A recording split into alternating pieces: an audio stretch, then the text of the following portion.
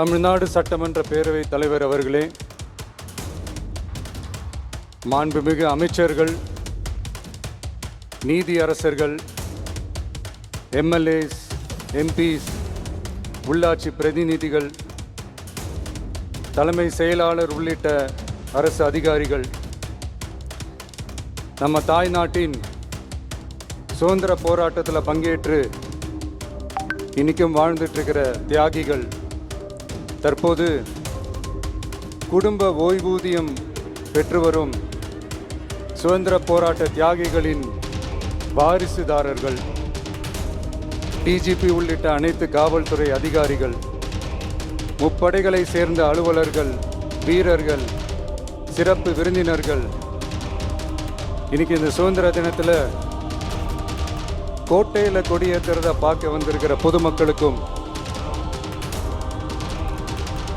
இந்த சுதந்திர தினத்தை கொண்டாடிக்கிட்டு இருக்கிற என் நெஞ்சில் குடியிருக்கும் தமிழக மக்களுக்கும், மாணவ மாணவிகளுக்கும் அனைவருக்கும் என்னுடைய சுதந்திர தின நல்வாழ்த்துக்கள், என்னுடைய வணக்கத்தையும் தெரிவிச்சுக்கிறேன். தங்களுடைய உயிரை, உடமைய, வாழ்க்கையை எல்லாம் எழுந்துட்டு நமக்காக சுதந்திரம் வாங்கி கொடுத்த நம்ம சுதந்திர போராட்ட தியாகிகள், அதில் பிரபலமானவர்கள் மற்றும் பேர் தெரியாதவங்க அப்படின்னு இருந்தாலும் அவங்க எல்லாருக்கும், ஏன் அவங்க ஒவ்வொருத்தருக்கும் தனிப்பட்ட முறையில் என்னுடைய வீர வணக்கங்கள்.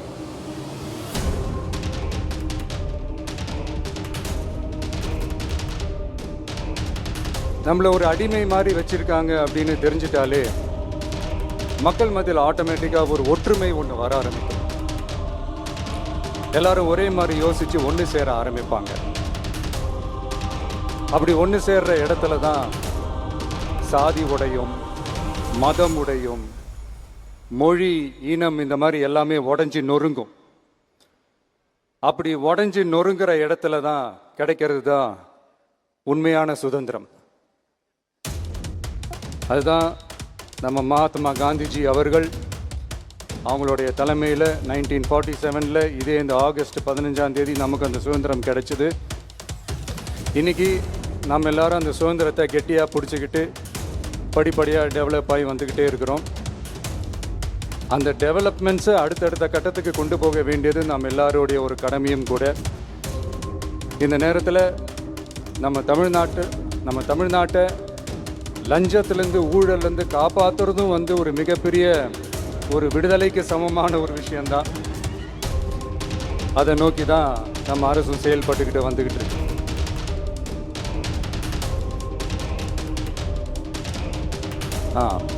இந்த 386 ஆண்டு பழமையான இந்த கோட்டையில் இங்கே மேலே ஏறி வந்து இந்த 80வது சுதந்திர தின நாளில் நம்ம நாட்டோட தேசிய கொடியை ஏற்றி வச்சு இன்னைக்கு இந்த விழாவில் என்னை பேசவும் வச்சிருக்கிறீங்க. அதுக்காக உலகம் முழுவதும் இருக்கிற என்னுடைய தமிழ் சொந்தங்களுக்கும், தமிழ்நாட்டு மக்களுக்கும், ஜென்சி இளம் சிங்கப்படை தோழர்களுக்கும் என்னுடைய மனமார்ந்த நன்றியை தெரிவிச்சுக்கிறேன். பிறப்புக்கும் எல்லா உயிருக்கும் அப்படின்ற ஒரு மிகப்பெரிய ஒரு கோட்பாட்டை அடிப்படையாக வச்சு தான் நம்ம தமிழ்நாட்டை லஞ்ச லாவண்யமற்ற, போதைப் பொருள் கலாச்சாரம் இல்லாத, பெண்கள் பாதுகாப்பு, சமூக நீதி அடிப்படையில்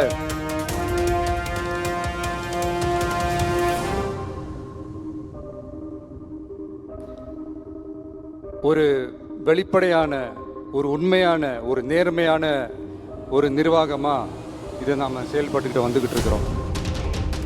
பொது வாழ்வில் சமரசம் இருக்கவே கூடாது.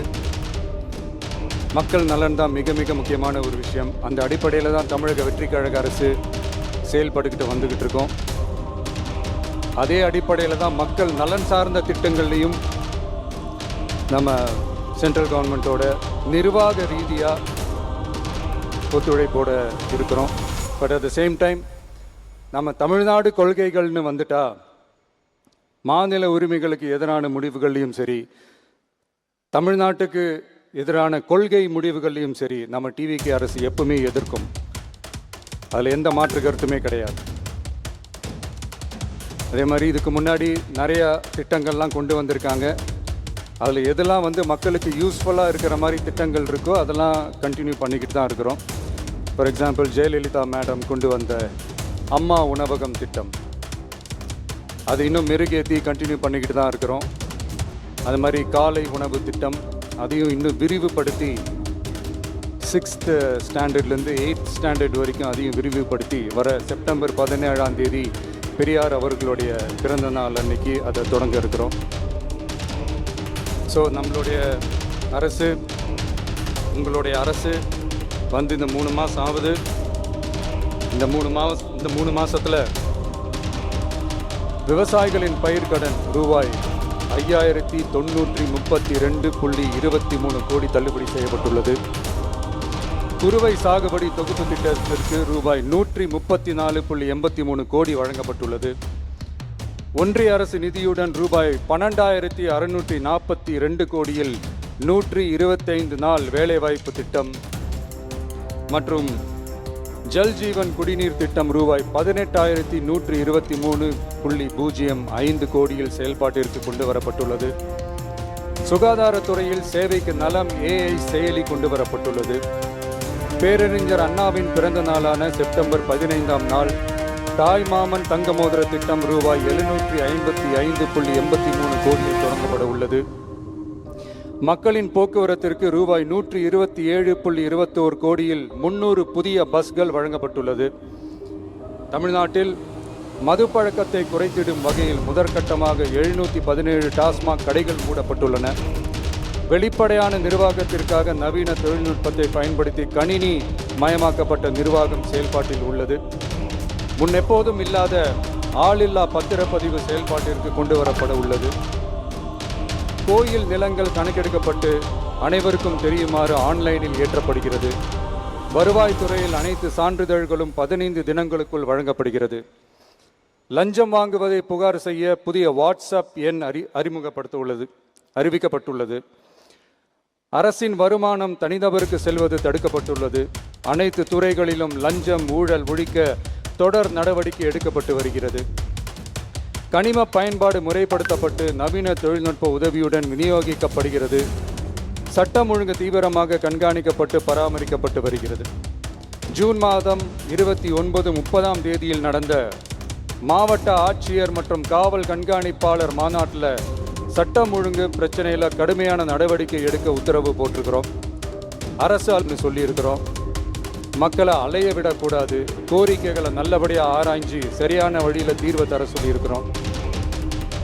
சுதந்திர போராட்ட தியாகிகள் தங்கள் உயிரை தியாகம் செஞ்சு கிடைச்ச சுதந்திரம் மிக சிலருக்கான சுதந்திரமாக மட்டும் இல்லாமல் ஒவ்வொரு இந்திய குடிமகனுக்கும் சுயமரியாதை, சம உரிமை, சம வாய்ப்பு மற்றும் கண்ணியமான வாழ்க்கையை வழங்கும் உண்மையான மக்கள் சுதந்திரமாக இருக்கணுங்கிறதே எல்லாரோட மிகப்பெரிய எதிர்பார்ப்பாக இருக்குது. அதை நிறைவேற்றுற பொறுப்பும் நம்மளோடது தான். தமிழ்நாட்டு மக்களோட இணைஞ்சு தமிழகத்தை இந்தியாவின் முன்மாதிரி மாநிலமாகவும் உலக அளவில் வளர்ந்த நாடுகளுக்கு இணையாக தமிழ்நாட்டு பொருளாதாரத்தை 2036 ஆண்டுக்குள் $1.5 trillion உயர்த்திட நாம் உறுதியேற்போம். மக்களே, எல்லாரும் ஓட்டு போட்டுட்டோம்.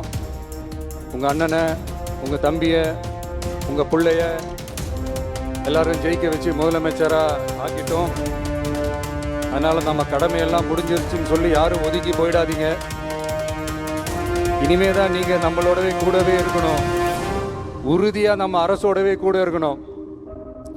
அப்போ தான் உங்களுக்காக இருக்கிற எல்லா நல்ல திட்டங்களையும் என்னால் செயல்படுத்த முடியும். 8 கோடி பேரோட அந்த பிரதிநிதி தான் முதலமைச்சர் பதவின்னு சொல்லுவாங்க. அதனால தான் சொல்கிறேன், மக்கள் தான் ஆட்சியாளர்கள். இங்கே நான் எல்லாருமே, அங்கே இருக்கிறவங்க எல்லாருமே மக்களோட சர்வன்ட்ஸ். அப்படி தான் நான் அதை பார்க்குறேன். இப்போ வாங்க எல்லாருமா சேர்ந்து நம்ம கடமையை சேர்ந்து செய்வோம்.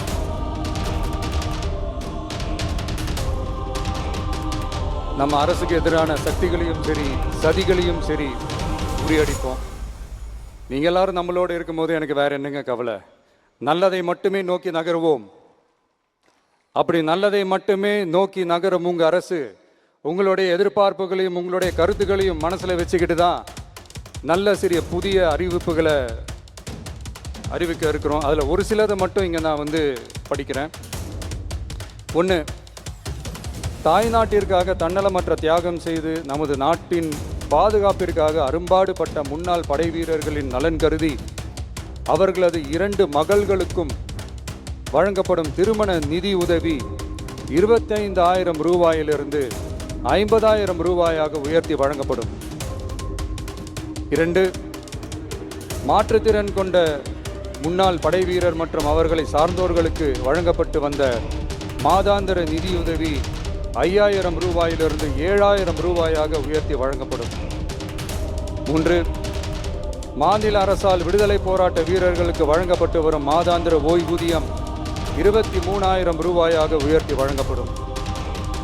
4, மாநில அரசால் விடுதலை போராட்ட தியாகிகளின் குடும்பங்களுக்கு வழங்கப்பட்டு வரும் மாதாந்திர குடும்ப ஓய்வூதியம் 12,500 ரூபாயாக உயர்த்தி வழங்கப்படும். 5, வீரபாண்டிய கட்டபொம்மன், முத்துராமலிங்க, விஜய ரகுநாத சேதுபதி, மருது சகோதரர்கள் மற்றும் வாவு சிதம்பரனார் ஆகியோரின் வழித்தோன்றல்களுக்கு வழங்கப்பட்டு வரும் மாதாந்திர சிறப்பு ஓய்வூதியம் 11,500 ரூபாயாக உயர்த்தி வழங்கப்படும். இவற்றிற்கான அரசாணைகள் அரசால் வெளியிடப்பட்டுள்ளது. I once again extend my respectful greetings and salute the people of Tamil Nadu who has broken the caste and religious considerations, rejecting money and muscle power, and gave us an overwhelming support to establish people-centric and social justice government. We are on a mission mode to achieve corruption-free government. We want our people to develop zero tolerance towards corruption. And we appeal to the officials and the people of Tamil Nadu to make our state corruption-free. இன்னைக்கு இந்த விழாவில் பரிசு வாங்க போகிற, பாராட்டுகளை வாங்க போகிற, விருதுகளை வாங்க போகிற அனைவருக்கும் என்னுடைய வாழ்த்துக்களை தெரிவிச்சுக்கிறேன்.